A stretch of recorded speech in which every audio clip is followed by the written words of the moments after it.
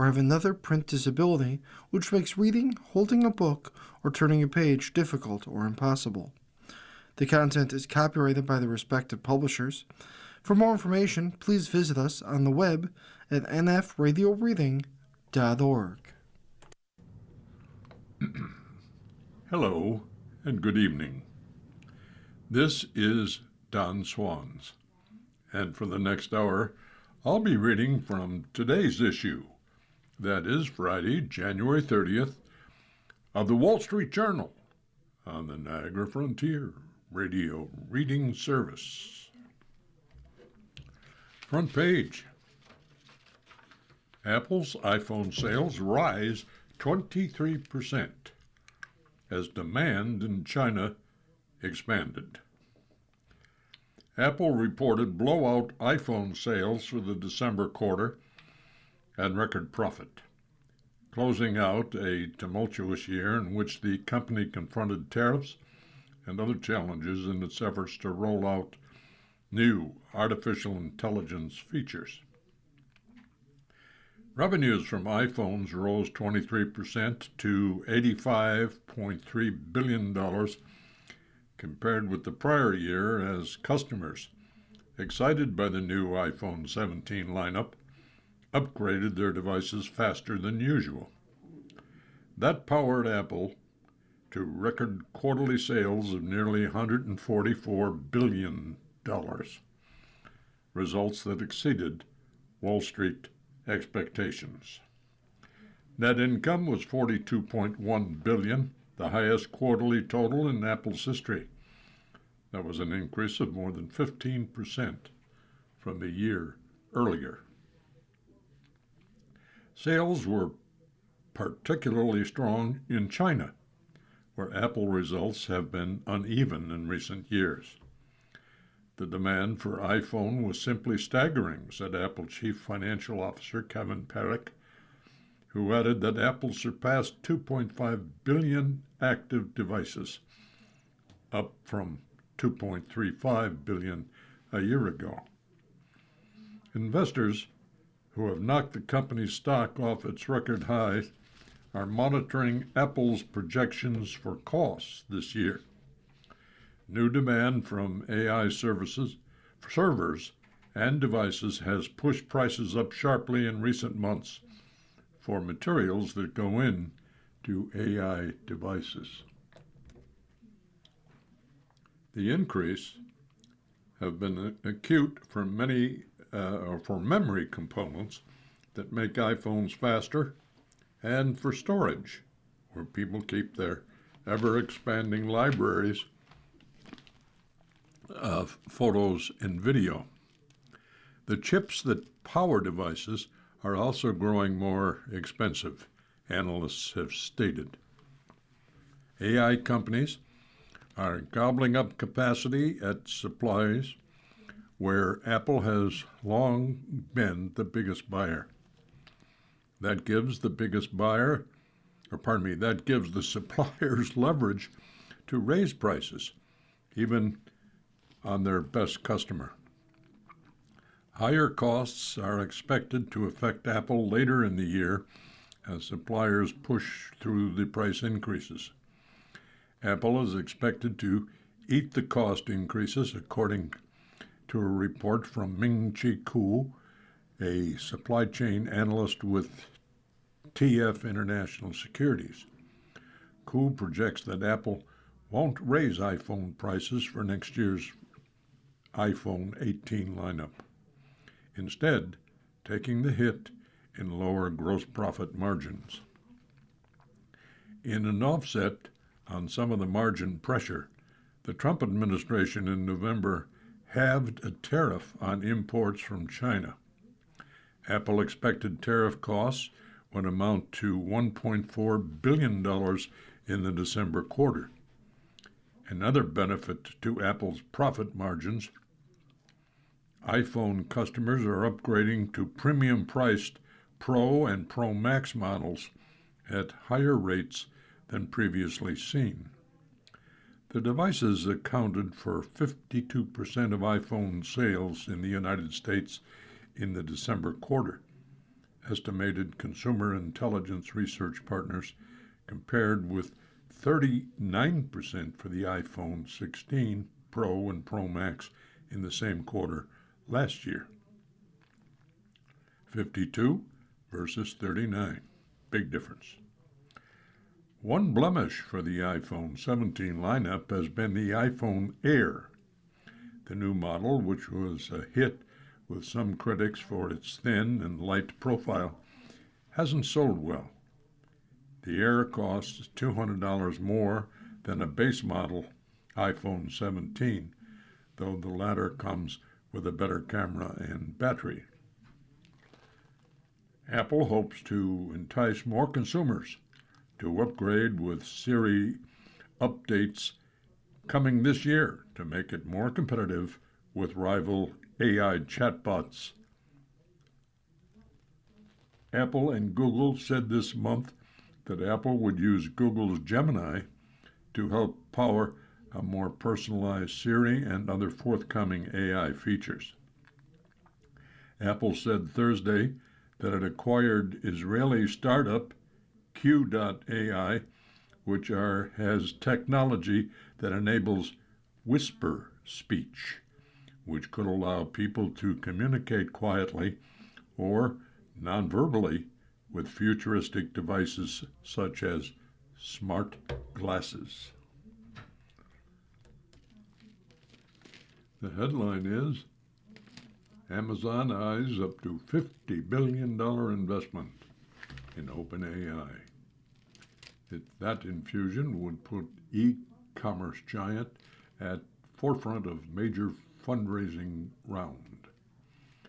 Amazon.com is in talks to invest up to $50 billion in OpenAI, according to people familiar with the matter, in what would be a giant bet on the hot artificial intelligence startup. The Chapter GPT maker is seeking up to $100 billion in new capital from investors, a round that would value it as much as $830 billion, the Wall Street Journal previously reported. Andy Jassy, Amazon's chief executive, is leading the negotiations with OpenAI CEO Sam Altman, according to some of the people. The exact shape of the deal, should one be reached, could still change, the people said. Investing tens of billions of dollars in OpenAI could make Amazon the biggest contributor in the generative AI company's ongoing fundraising round. SoftBank is in talks to invest up to $30 billion more in OpenAI as part of that round, adding to the Japanese conglomerate's already large stake in the startup. The information earlier reported that Amazon was in talks to invest in the round. OpenAI, which is now weighing a potential initial public offering, is also aiming to raise capital from Middle Eastern sovereign wealth funds and other venture capital funds. The company's existing investors include Thrive Capital, Kosha Ventures, and MGX, the United Arab Emirates Fund. A deal with Amazon would further deepen the company's relationship. While the startup has long relied on Microsoft for computing power, it struck a deal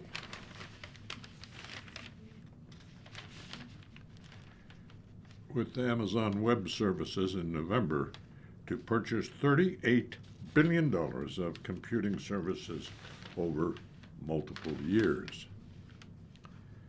Amazon has also put money into OpenAI competitor Anthropic and has been investing heavily in the AI infrastructure while cutting costs internally.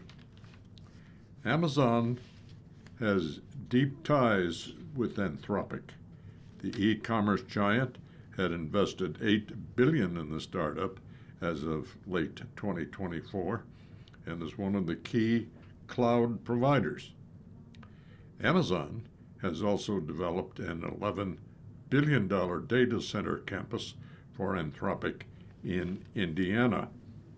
Amazon is investing more in AI, both for customers as well as to use internally. On Wednesday, the company said it would cut around 16,000 corporate employees. In October, it cut around 14,000 jobs. Founded in 2015, OpenAI has rapidly become one of the most influential technology companies in the world, driven largely by the success of ChatGPT. The company has already raised tens of billions of dollars to cover the enormous computing costs of training its artificial intelligence systems and to retain the top researchers in a competitive market for hiring. OpenAI recently said it is launching advertisements as it looks to create a new source of revenue. News Corp, owner of the Wall Street Journal, has a content licensing partnership with OpenAI. The regular column, Capital Account by Greg Ip, has this day's headline, "A weaker dollar fits Trump's plan." President Trump's disclosure Tuesday that he was pleased with a weaker dollar should in theory not matter. His preferences are well known, and words should not move markets unless backed by action. In this case, though, expect action to back these words. Last week, the Federal Reserve, on behalf of the Treasury, made inquiries on the value of the yen, seen as a prelude to selling dollars in exchange for yen, possibly in cooperation with the Japanese authorities. On Wednesday, Treasury Secretary Scott Bessent said the U.S. had not intervened, but he has previously brought up currency values with his counterparts in Japan and South Korea. On Tuesday, Trump complained that China and Japan always wanted to devalue. Ordinarily, intervention cannot sustain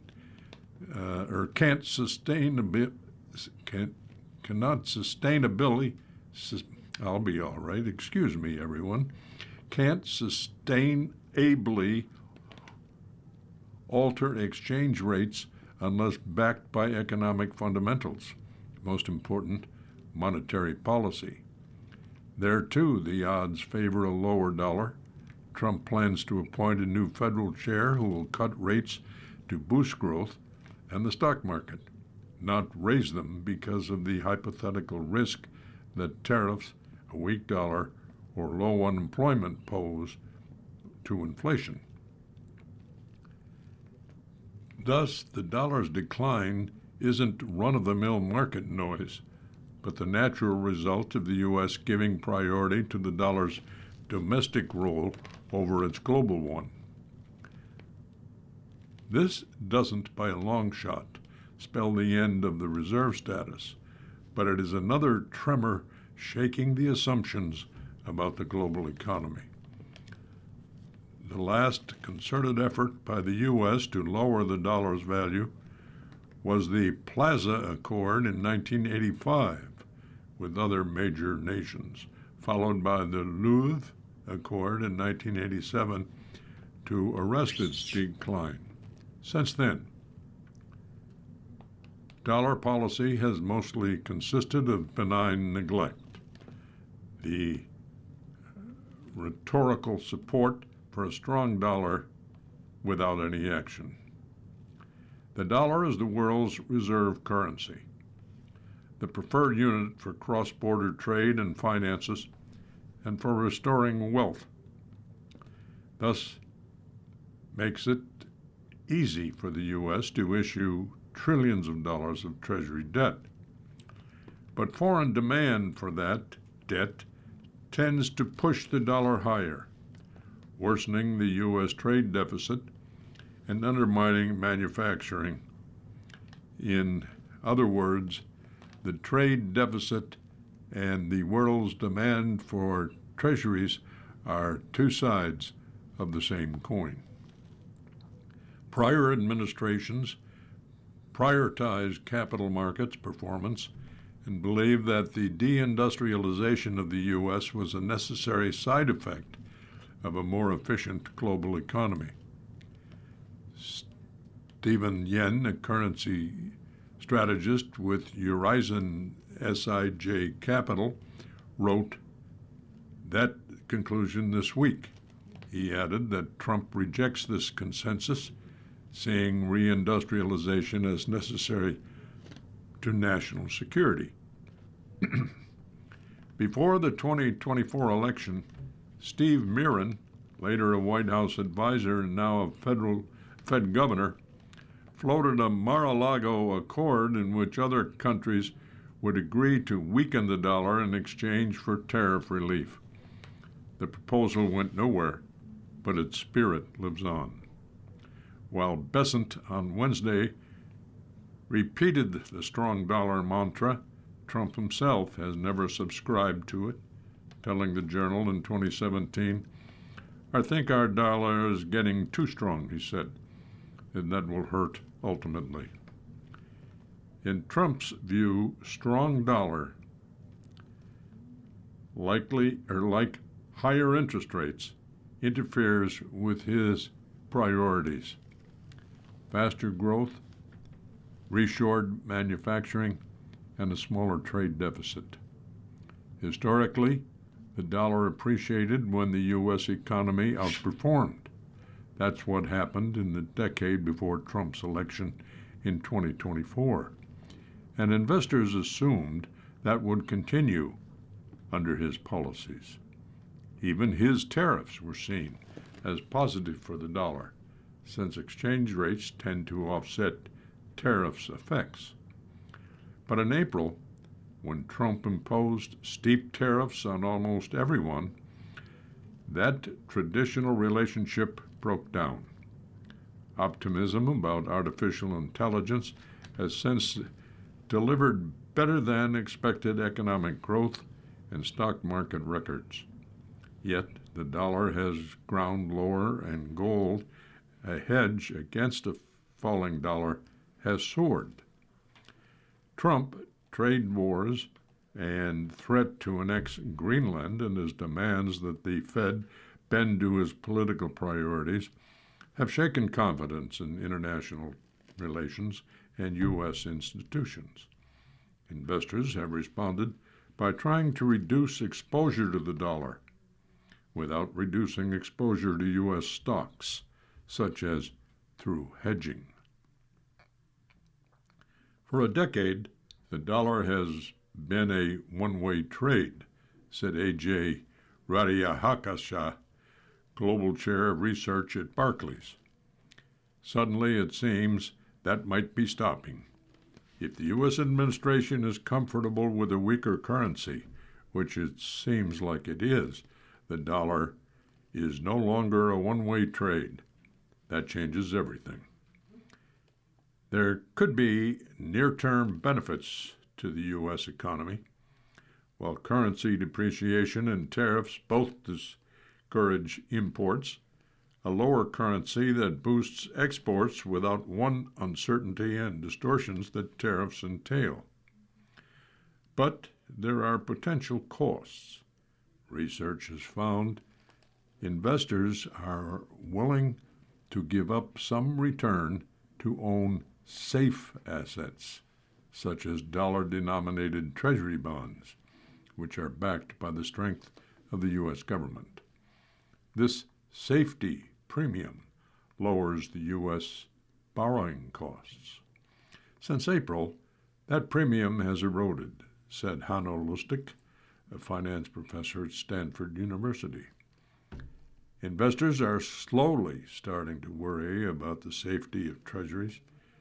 They aren't concerned about default, but perhaps that the U.S. will let inflation rise to reduce the real value of its debts. A lower dollar could also add to inflation through imported goods and commodity prices, which are denominated in dollars and tend to rise when the dollar falls. Oil prices are up so far this year, for example, and mortgage rates are roughly flat, even as Trump seeks to bring both of them down. What won't happen? Panic selling of the dollar of the sort that has brought smaller countries to their knees. Whatever its flaws, the world has no alternative as a reserve currency. That is one assumption about the world that looks safe.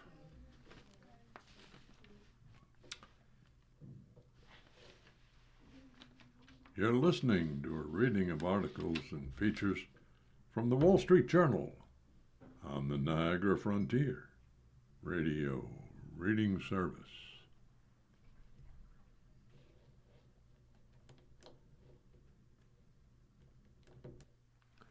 Our next article is by Josh Dawsey and Dustin Voles, as well as Sadie Gurman.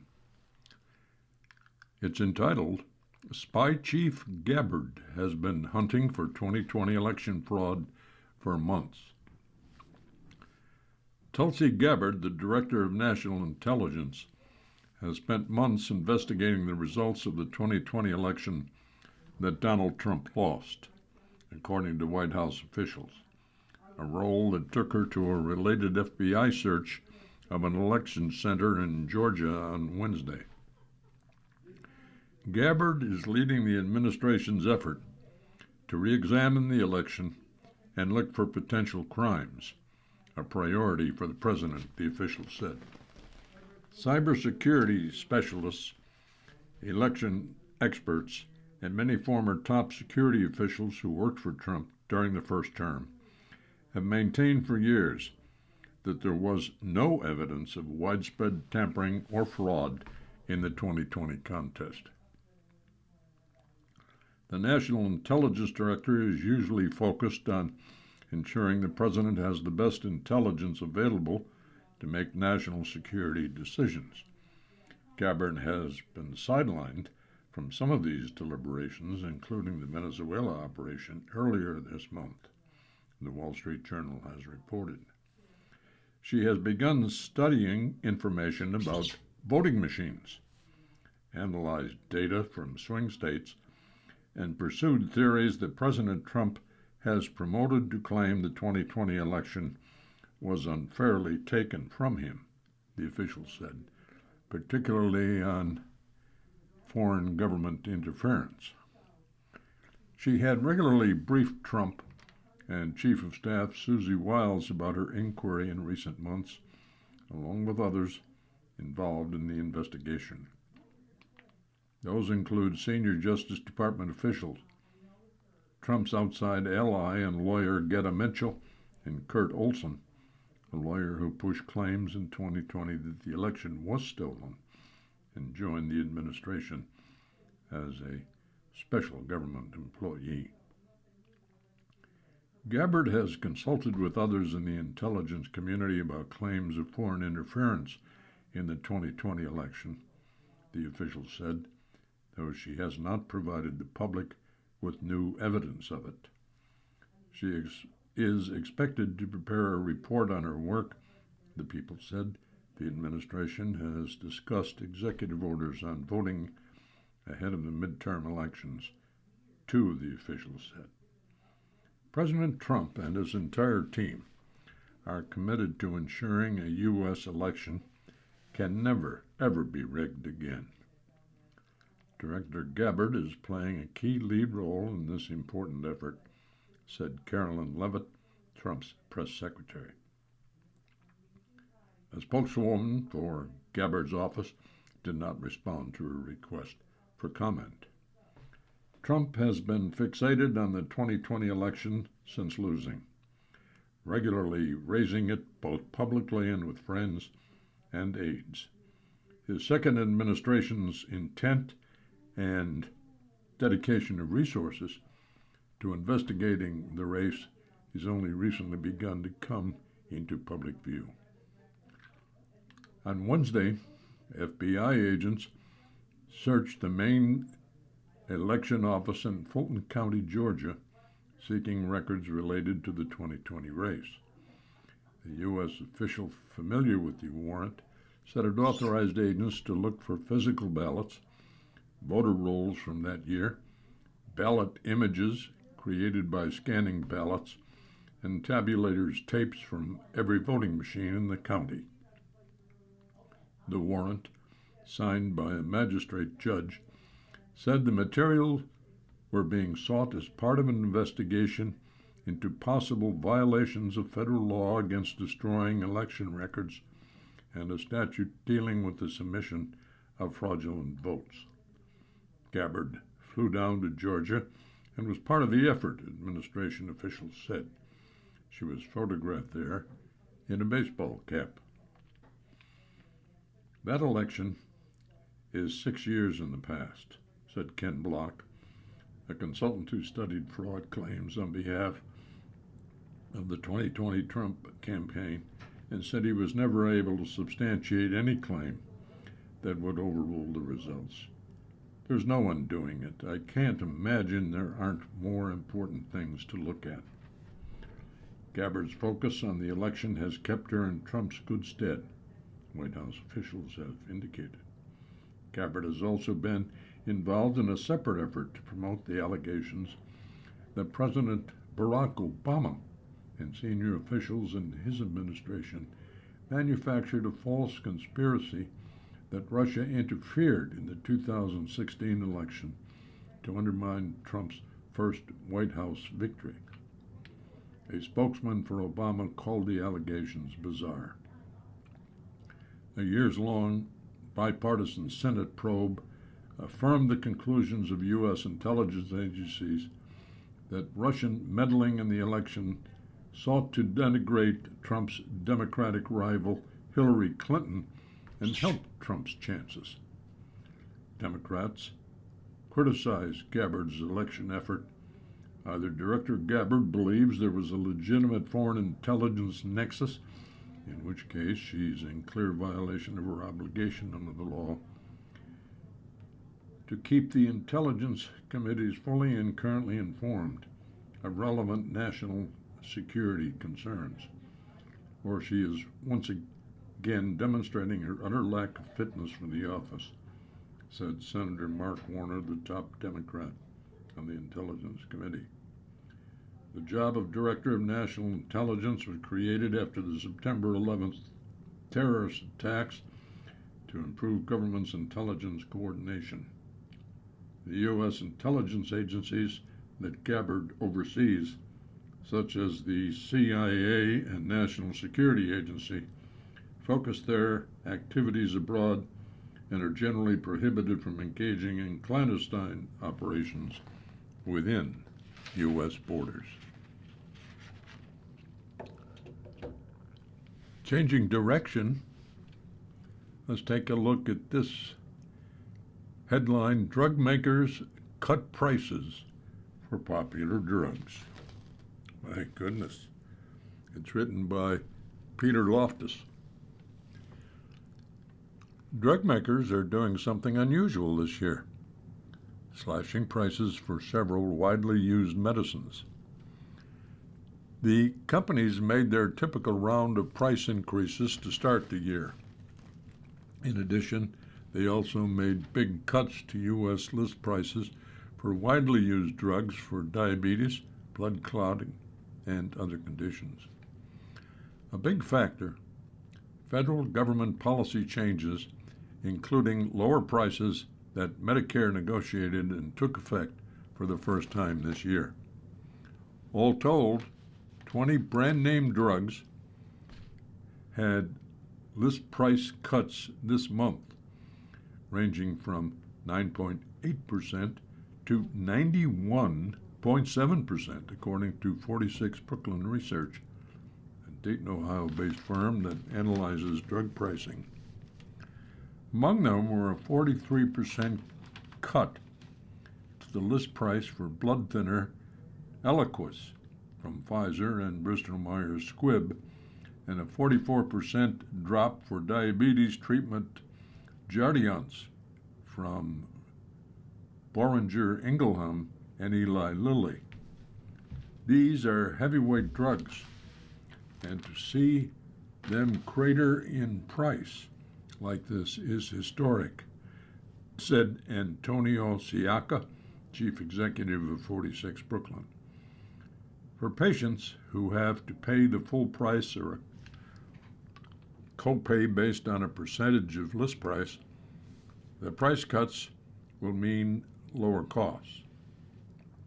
Patients with insurance who pay a fixed monthly copay might not see much of a change. The cost of brand-name drugs is a long-running flashpoint for patients, doctors, and lawmakers, as well as health insurers. President Trump has pushed pharmaceutical companies to charge more outside the U.S. for their medicines. A decade ago, drug makers routinely raised U.S. list prices on many brand-name drugs by about 9% each January, though that has moderated in recent years. Drug makers say the sums paid for innovative new medicines, and health plans usually negotiate discounts, and patients' out-of-pocket payments are set by their health insurance. This year, price increases outnumbered cuts. Some 949 drugs had price increases between January 1 and the 19th, netting out to a median increase of 4%. Some of the increase were for already expensive drugs, such as Dupixent, a treatment from Sanofi and Regeneron for skin conditions, and asthma. The list price rose 5% to $4,193 for a carton, or 1 month's supply. AbbVie boosted the price of a maintenance dose of Skyrizi, a treatment for skin and gut disorders, by 6.5% to $23,838 for a dose. Sanofi said its pricing decisions are aimed at ensuring patients access to drugs, adherence to government policies, and evolving marketplace trends. Yet the medicines that saw price cuts are used so widely, the average prices fell by one measure. On a weighted average basis, reflecting the drug's prescription volumes in the Medicaid program, the average list price fell 0.6%, Chiaka said. This is the first such decline since he began tracking the data in 2012. Companies remain under pressure to lower prices in the U.S. and raise prices outside the U.S., and we'll have to see how things develop going forward, said Lyric Partners analyst David Risinger. Several of the drugs with significant list price cuts were part of the first batch of 10 drugs subject to price negotiations between manufacturers and the Center for Medicare and Medicaid Services.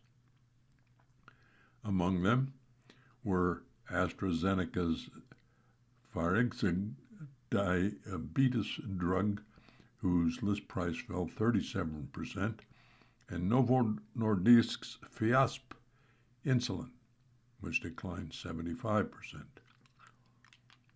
Novo said it cut the price to make it more affordable for uninsured patients and insured patients with high out-of-pocket costs. AstraZeneca declined to comment.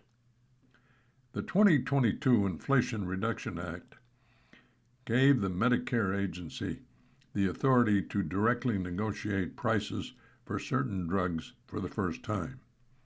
Previously, the Medicare agency was barred from such negotiations.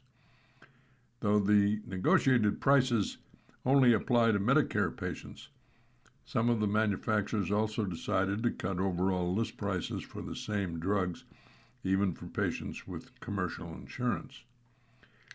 Do you really want to have the same medicine with two different price structures in the same market?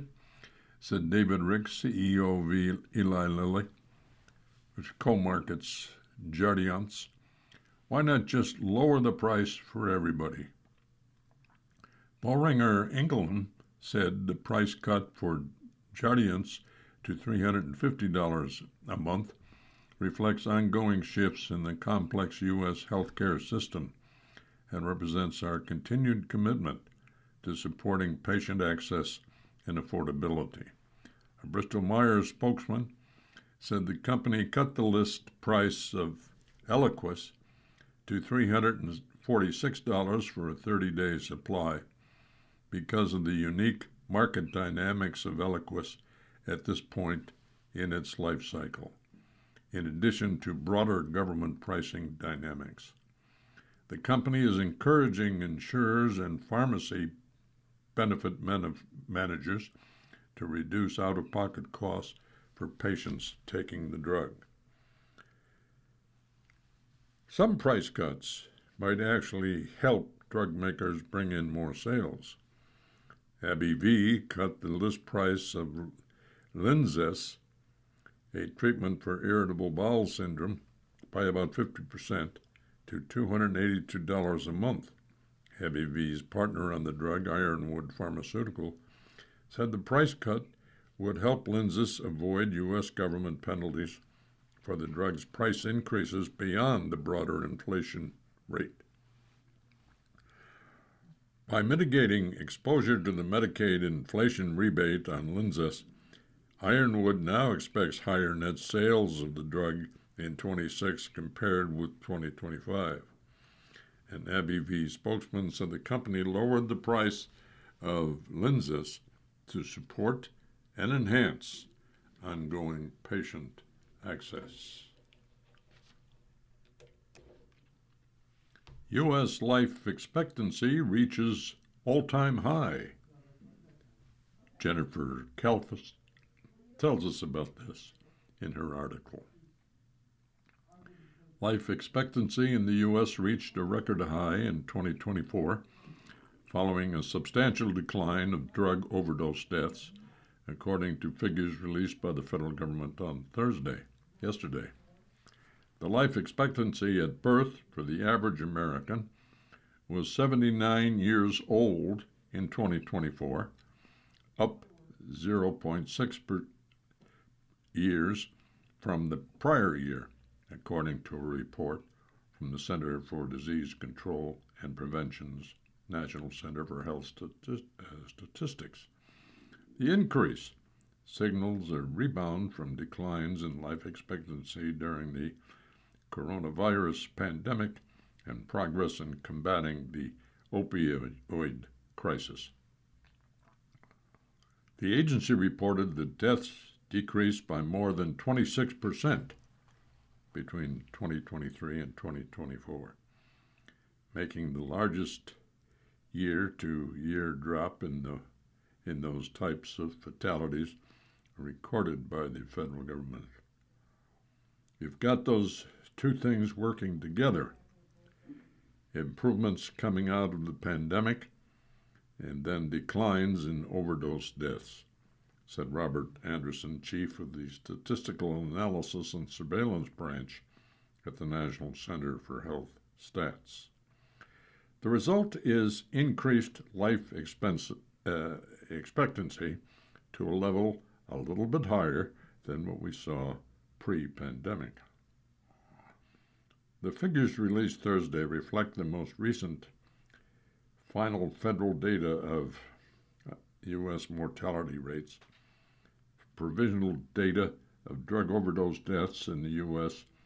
through August 2025 show a continued decline in those fatalities.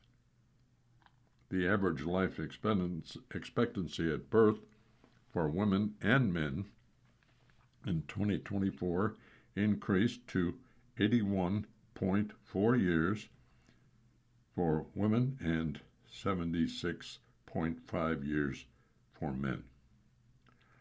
While the U.S. has made progress in lengthening its life expectancy, it still lags behind peer nations. The drug overdose epidemic and stalled progress in cardiovascular disease mortality rates have played a role in slowing the U.S. momentum. 79 years is impressive for us, but not so much for most of these other developed countries. The coronavirus pandemic hit the U.S. harder than some other peer countries, Anderson said. U.S. life expectancy decreased by 1.8 years during the pandemic in 2020, with COVID-19 becoming the third leading cause of death at the time. The overall mortality rate in the U.S., adjusted for age, dropped in 2024 by nearly 4%, from 750.5 deaths per 100,000 in 2023 to a rate of 722.1 deaths per 100,000 in 2024. Death rates decreased across races and ethnicities. Heart disease, cancer, and unintentional injuries remain the top three leading causes of death, while COVID-19 was no longer among the top 10 causes. Death by suicide was the 10th leading cause of death in 2024. The death rate decreased for people among almost all the groups between 2023 and 24, according to the report. The death rate for children and teens rose from 5 to 14 years old, didn't notably change between the 2 years, the report finalized.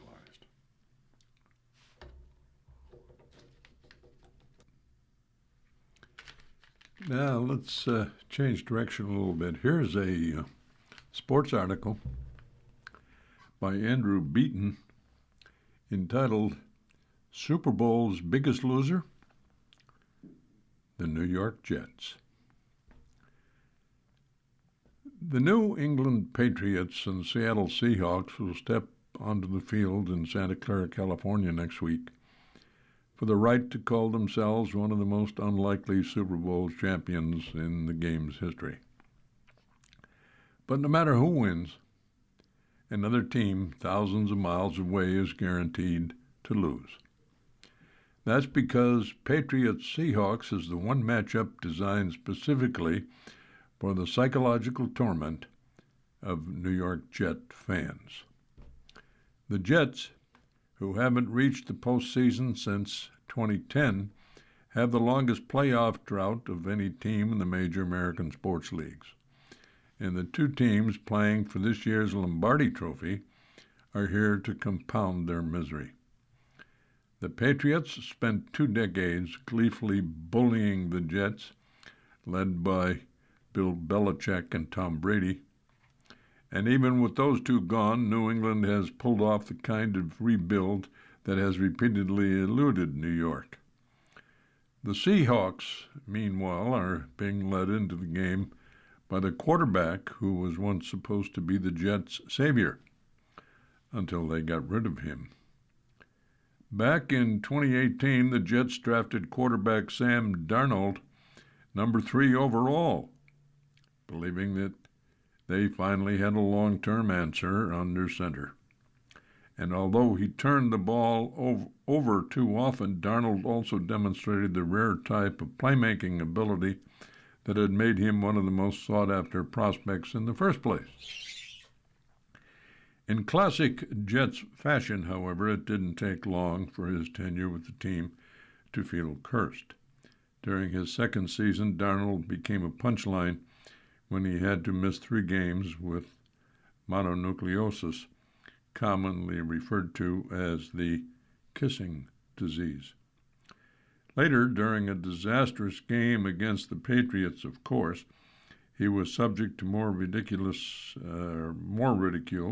after microphones caught him saying he was seeing ghosts out on the field. After Darnold's third season, the Jets cut their losses. Armed with the number 2 pick in the draft, they traded him to the Carolina Panthers. Then they used the selection to replace him with Zach Wilson, whose poor play ultimately led them to a failed experiment with Aaron Rodgers. During that time, Darnold bounced around the league from Carolina to San Francisco to Minnesota while rebuilding his profile. In 2024, he broke out and led the Vikings to 14 wins, and when Seattle signed him this past offseason, he didn't miss a beat. Darnold finally proved he was the quarterback the Jets thought they had drafted. But he isn't the only former Jet whose career changed for the better after leaving New York. The Seahawks' co-leader in sacks this season was Leonard Williams, the Jets' first-round pick in 2015. Still, those regrets pale in comparison to the headaches Gang Green has suffered simply by sharing a division with the Patriots. When Belichick quit as Jets head coach and took the job in New England, he wrote his resignation on a napkin. He then proceeded to post a 38-11 record over 24 seasons against the Jets, a spell that once included a 15-game winning streak. Outside of a single playoff victory 15 years ago, the Jets were powerless to stop the Belichick and Brady dynasty that produced 6 Super Bowl wins. Even more excruciating to the Jets is that the Pats were never supposed to be this good right now. But their return to the brightest stage means that New England has won 3 Super Bowls, rebuilt the entire team, and made it back to another Super Bowl in the time since the Jets last reached the postseason. And they've done it by unearthing another MVP-caliber quarterback in Drake May, who has the potential to torture yet another generation of Jets teams. Whatever happens in the Super Bowl, either May or Darnold is guaranteed to hoist the Lombardi Trophy and add insult to injury for Gang Green. Jets fans might be better off watching the commercials.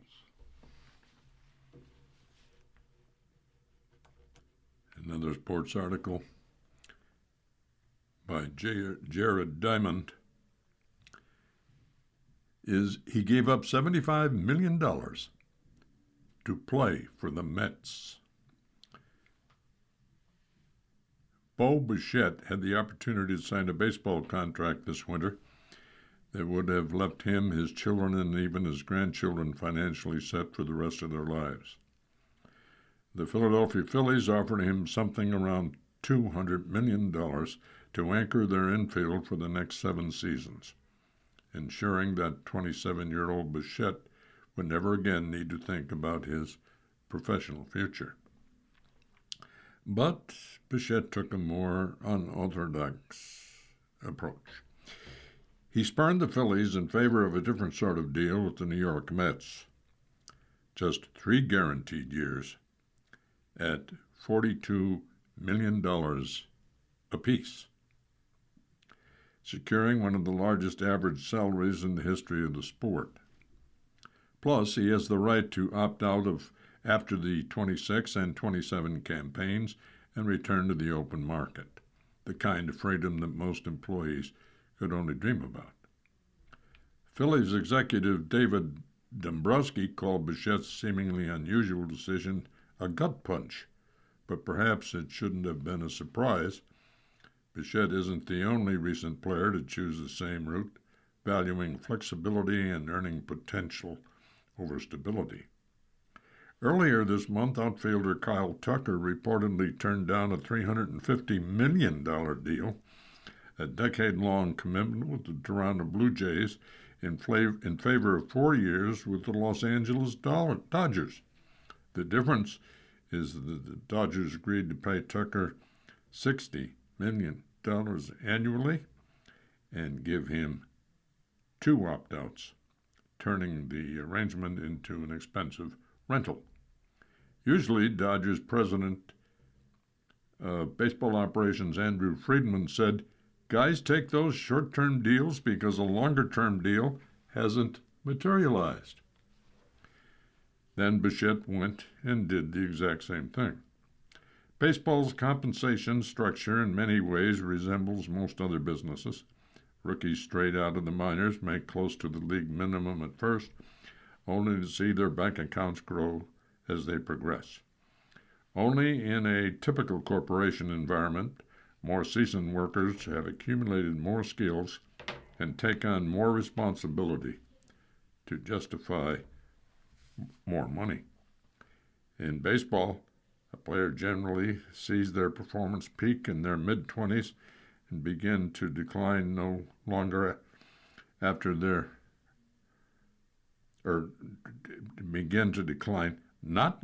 after their 30th birthday. The result has been that teams tend to pay for what players already have done, not what they're expected to do. So in recent years, many organizations have become more cautious about awarding long-term mega deals with massive average annual values to anyone beside the biggest superstars. That they give you the years, but the AAVs are so low that it's not in your best interest, said Scott Boras, baseball's most prominent agent. Representatives such as Boras have responded to proposing something of a compromise. Their clients would be open to a short-term contract as long as the AAV was astronomically high. Teams have been increasingly happy to go along. The old adage among general managers is that there's no such thing as a bad one-year contract. But now GMs are taking that concept to the extreme, promising unimaginable salaries to players simply because they're willing to sign for a few years. Only 9 players have ever signed contracts worth at least $40 million a year, according to data compiled by Coutts Baseball Contracts. 6 of them were for 4 years or fewer, including Tucker and Bichette.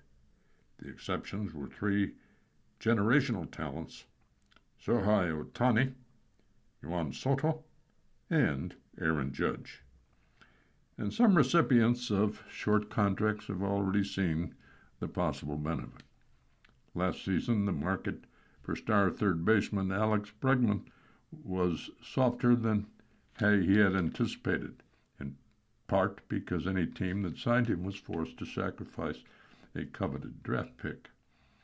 The best long-term deal available to him was from the Detroit Tigers at about $28.5 million annually over 6 years.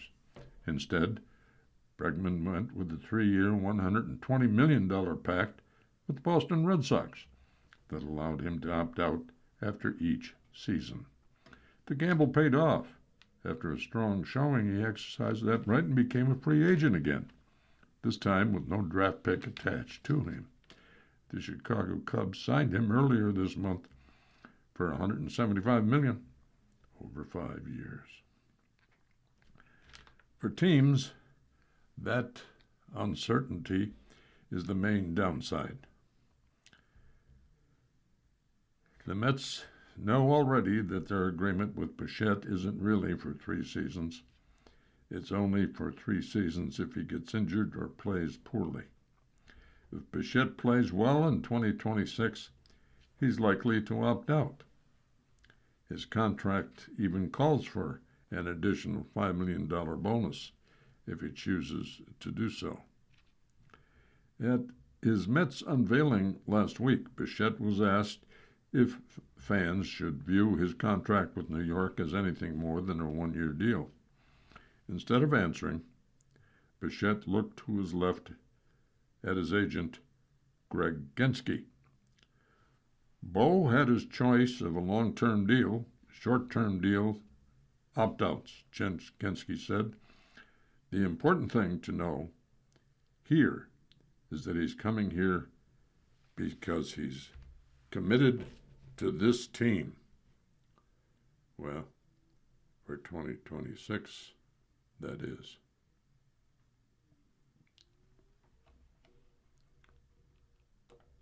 And finally, we have this short note by Greg Opelka entitled "The Fed Chief Takes the High Road." Since January 2019, Federal Reserve Chairman Jerome Powell has held a press conference after Fed Open Market Committee meetings, taking reporters' questions roughly 8 times a year. Coming from a line of savings and loan executives, my father, and 2 uncles, and have worked in the family S&L in my 20s. I'm a stock market geek who watches every Powell appearance and hangs on every soft-spoken syllable. Wednesday's Q&E had several memorable moments which highlighted his differences of character and persona with his antagonist-in-chief, President Trump. Too many speeches, stood out. The first Powell pearl came in response to a question from ABC Elizabeth Shuley regarding the effect on American households if the Fed loses its ability to operate independently of politics. Mr. Powell's 90-second answer was as eloquent as apologia for the separation of monetary policy from White House politics, as you'll ever hear. Here's an excerpt. Every advanced democracy in the world has come around to this common practice, to not have direct elected official control over the setting of monetary policy. And the reason is monetary policy can be used to affect the economy in a way that will be politically worthwhile. If Powell's second peroration was nonpartisan gold, landing less than 8 minutes before the conference concluded, it came in response to a question from CNN's Matt Egan on what advice the chairman would give his successor. After a self-depreciative shrug and pause to collect his thoughts, Mr. Powell said, honestly, I'd say a couple things. Number one, stay out of elected politics, and stay out of elected politics. Don't get pulled into elected politics. Don't do it. Then he followed up with an encomium to his colleagues. The last thing is, I will tell whoever it is, you're about to meet the most qualified group of people you not only have ever worked with, you will ever work with. And there isn't a better cadre of professionals more dedicated to the public well-being than those who work at the Fed. If the Fed chairman were to write a book about his tenure, it might be entitled The Art of Not Taking the Bait. His approach must annoy his Oval Office opponent no end, but makes market geeks like me respect him all the more. I'm going to miss Jay Powell and his trademark purple tie. You've been listening to a reading of articles and features from the Friday, January 30th issue of the Wall Street Journal. We read from the Wall Street Journal every Monday through Thursday at 11 p.m. and Friday at 6 p.m. Your reader has been Don Swans. And we thank you. Thank you very much for listening. God bless. Coming up next in the Niagara Frontier Radio Reading Service, we have a reading of the Buffalo Criterion, followed at 8 o'clock by the New York Times, and at 9 o'clock by Buffalo Spree. Stay with us for these readings and more throughout the day.